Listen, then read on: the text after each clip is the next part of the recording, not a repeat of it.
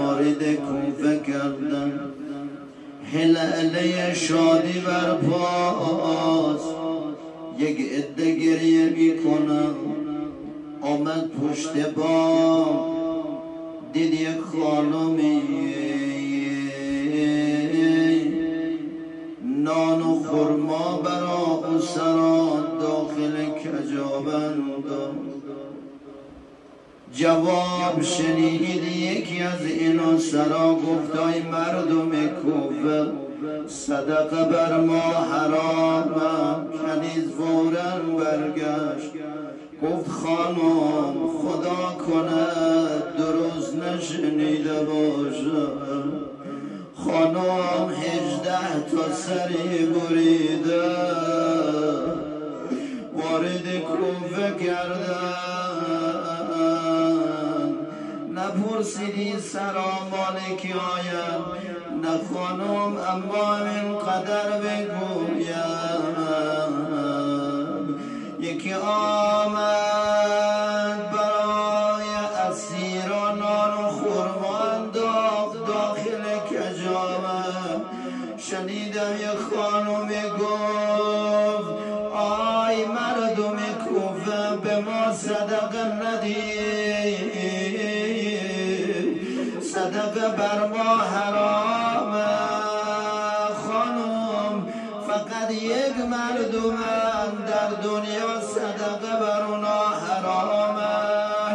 ام حبیبه گفت آی کنیز دهانت بشکنه، خوب نشنیدی مگه میشه آل محمد را اسیر کنه؟ آمد با عجله بالای بام، دید 18 تا سری بریده بالای نیزه.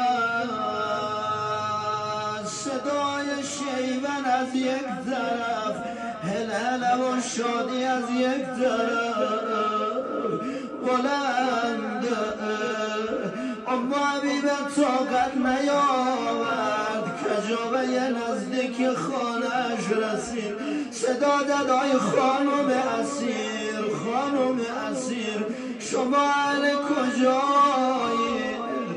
صدای بلند شد ولی برام حبیبه خیلی آشناست. آی ام حبیبه ما اهل مدینه ایم. خانم چقدر صدایت آشناست، نامش چیه؟ صدای گریه بلند شد با ناله. آی ام حبیبه حق داری زینب رو نشناسی. آی حسین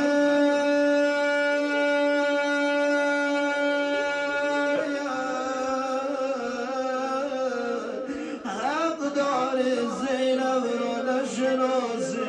ام حبیب آخر من زینبم، باور کردنی نیست بر ام حبیبه.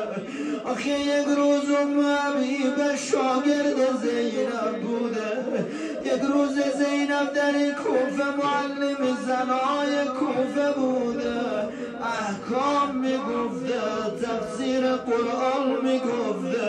گفته آی اگر تو زینبی پس کو حسینت زیای دیدم و نور دوینت. خانم باور نمی کنم شما زینب باشی. آخه زینب بدون حسینش جای نمیره.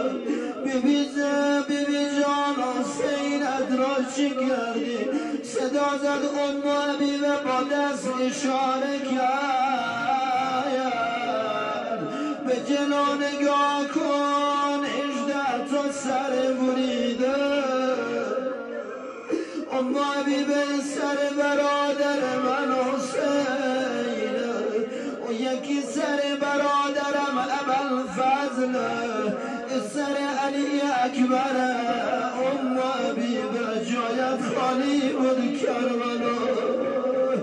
ام حبیبه نبودی کربلا همه جوانای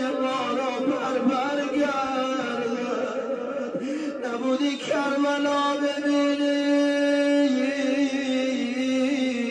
علی اکبرم را بدنش برگردن همه گناهان محمد را برگردن کربلا دیدم شوریش میشه مردم گریه میکنه عجب روزه به خانه زینب آی مردم کر کوفه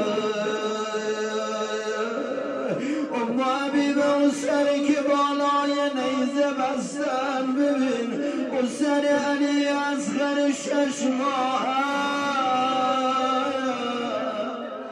چی کار کنم زینب آرام بشینه همه مردم کوفه گریه میکنه زن و مرد همه به سر و صورت میزنن گفتن عمر سعد دیگه مردم شورش میکنن چی کار کنیم گفت مگر نمیدانی زینب 3 شبانه روز صورت حسینش را ندیده زینب حسین رو خیلی دوست داره چی کار کنیم گفت بیار سر بریده یا حسین را مقابل کجاوه زینب همین که دید سر بریده برادر رو صدا زد برادر در همه غما با تو شریک بودم برادر اگه کربلا تو پسر دادی منم داغ پسر دیدم اگه تو داغ برادر دیدی منم داغ 6 برادر دیدم صدا زد حسین جان اما بی انصافیست سری تو بر نیزه بلند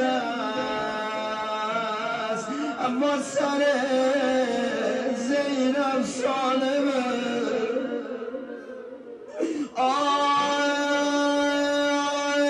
سری که بلند است به نیزه در مقابل زینب خدا کند که نباشد سر برادر زینب حاجت بگیری انشاءالله شفای مریضا سلامتی مسافرین دعوت کنیم از مادرشون فاطمه زهرا در این مجلس ختم روزه من دعایت کنم صدا زد برادر سر تو بر نیزم سر زینب سالم آی اینقدر سر بر چوبه گفت دیدیم از زیر چادر زینب خون تازه میاد آی حسین